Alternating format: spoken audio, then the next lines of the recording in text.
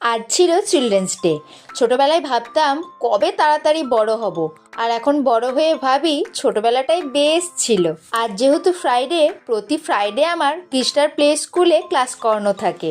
প্রতি শুক্রবারের থেকে আজকে শুক্রবারটা একটু ছিল আলাদা রকম। যেহেতু আজকে চিলড্রেন্স ডে, তাই সেই উপলক্ষে বাচ্চাদের পড়াশোনা একেবারেই বন্ধ ছিল। তাই বাচ্চারা স্কুল আসার পর থেকেই নানান ধরনের খেলাধুলা, যেমন কানামাছি, বিস্কুট দৌড়, চেয়ার উল্টানো, মিউজিক্যাল চেয়ার, আরও যে কত কিছু ছিল, তার সাথে কিন্তু ডান্সও ছিল, ড্রয়িং ছিল, মানে একদম পড়াশোনা থেকে আজকে ছুটিই ছিল। ওরা তো আজকে ভীষণ খুশি ছিল। স্কুল আসার পর থেকেই নানান ধরনের অ্যাক্টিভিটি হচ্ছে, তার সাথে কিন্তু চকলেটস, বিস্কিট, আরও অনেক কিছু খাবার দাবারেরও বন্দোবস্ত ছিল।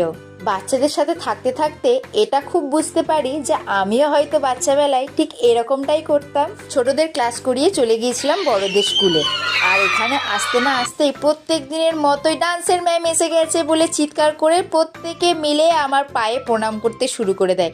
আমি বলি, ওরে থাম রে, কিন্তু কে কার করতে শোনে, ওরা ওটাতেই বেশি মজা পায়।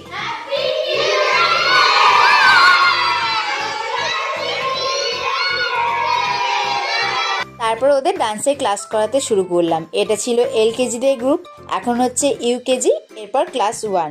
এখানে 3টে ব্যাচ থাকে, আর ওই স্কুলে 3টে ব্যাচ থাকে। আমি তো ভীষণভাবে মজা পাই এদের ক্লাস করিয়ে। বাচ্চাদের সাথে থাকলে মনটা না অনেকটা ভালো হয়ে যায়।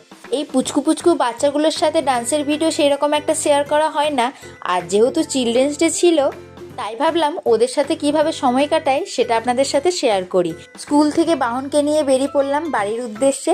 আজকের দিনটা এইভাবেই কাটলো।